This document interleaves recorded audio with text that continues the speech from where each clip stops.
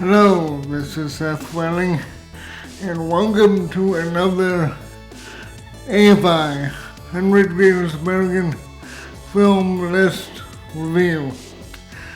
Today we're going to review one of my favorite films, On the Waterfront.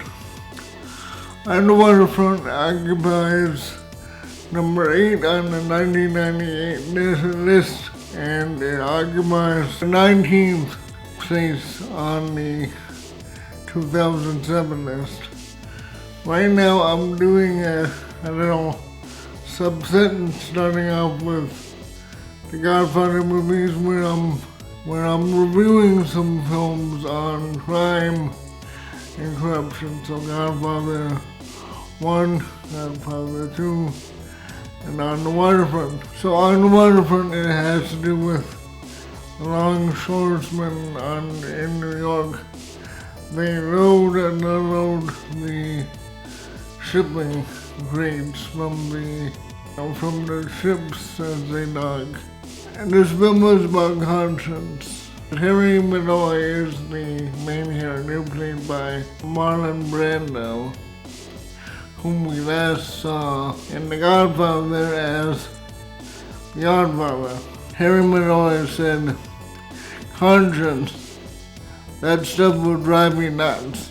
It's like the part in The Godfather #1, where Michael Corleone doesn't want to be dragged into the family because he wants to be his own man and have a clear conscience, and it's very hard to do that when you're involved with a criminal organization. Now, Michael Corleone was actually related to the criminal organization. Terry Malloy is just a pawn. He doesn't have any power, or so it seems, and he's just at the will of the boss, Johnny Finley. In the beginning of the film, we see Terry Malloy talking to a guy called Joey Doyle.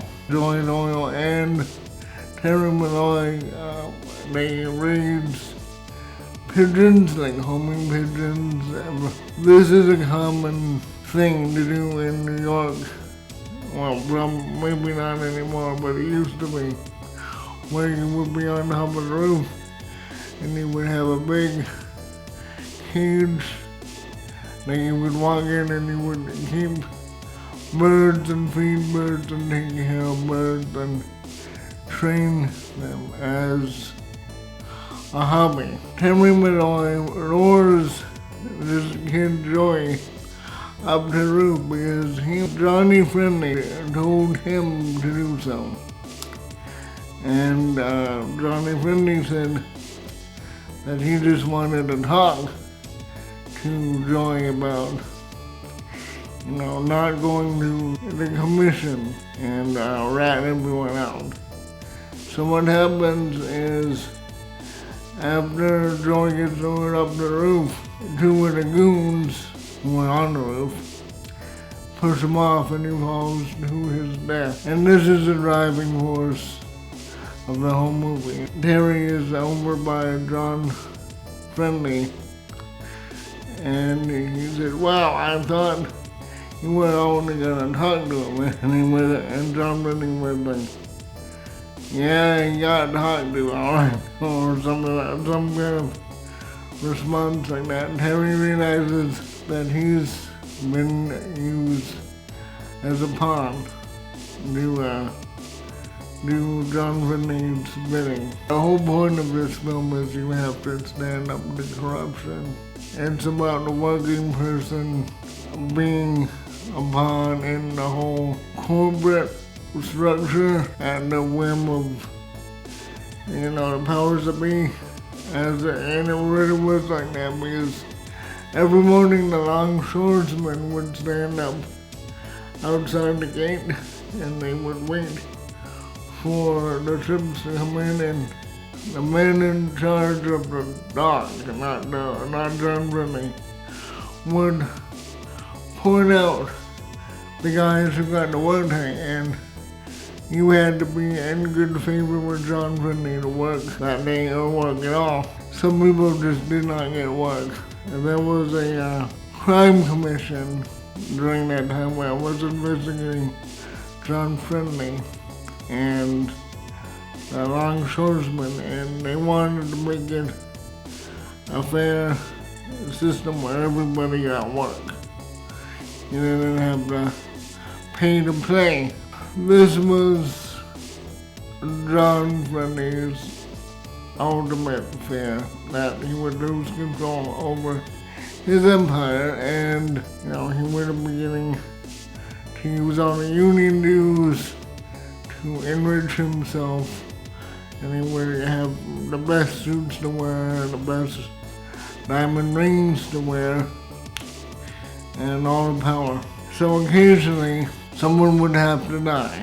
The first person he would see on screen to die is Joy, but he isn't the last. What John Friendly says when Harry Malloy goes, I thought you were supposed to talk to Joy. He says, maybe he could sing, but he couldn't fly. And there was a lot of language like keep quiet, live longer, and the priest, played by Carl Malden, he was seen by the longshoresmen as a priest named Moline, and he really had no power. He was only a priest when he was in the church and not in the street. He just was another pawn and for John Friendly to play with. This movie is black and white, so if you don't like black and white, maybe you should find a colorized version. I don't know if a colorized version exists right now, being August 2017. It is on Hulu, and that's where I watch it. It's in the classic films genre.